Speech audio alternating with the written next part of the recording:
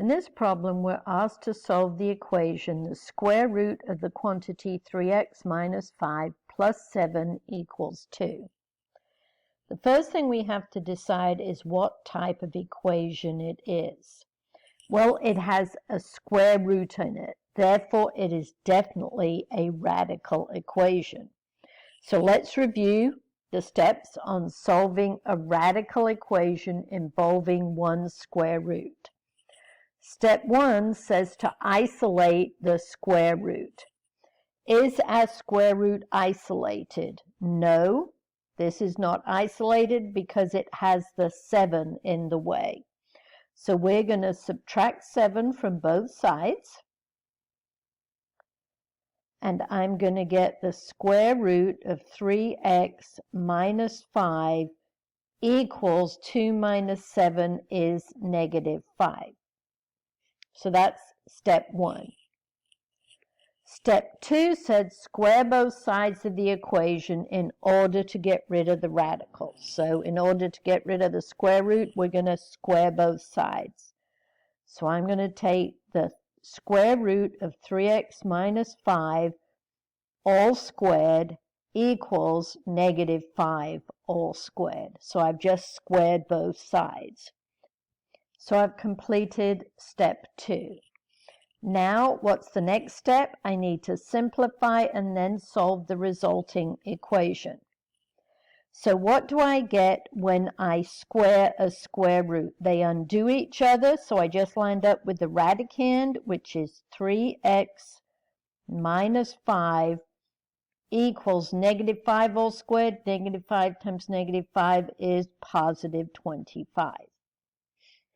So I've simplified. Now I've got to solve this equation. So what type of equation do I have here? Well, what's the degree of the equation? The highest power on any x is 1, so it's a linear equation. How do you solve a linear equation? Get all the x's on one side, numbers on the other. Well, I got myself a little bit more paper, so now we're just going to solve this linear equation. So I'm going to add 5 to both sides. So I get 3x equals 25 plus 5 is 30. Divide both sides by 3. X equals 10. So now I have completed step 3. Am I done? No, because this is where you must check all your solutions for extraneous solutions. So I just can't stop and say x equals 10 is going to work. I have to plug it back into the original equation and see if I get a true statement. So I'm going to check.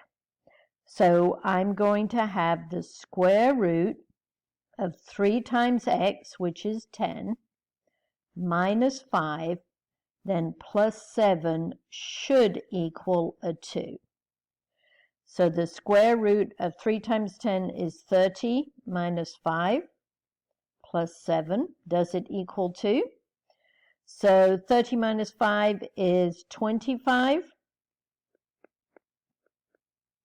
Square root of 25 is 5. Does 5 plus 7 equal 2? Does 12 equal 2? No. Therefore, this was an extraneous solution. So what is the answer to this problem? There is no solution. So remember, when solving radical equations involving square roots, you must check all your solutions because you might have extraneous solutions.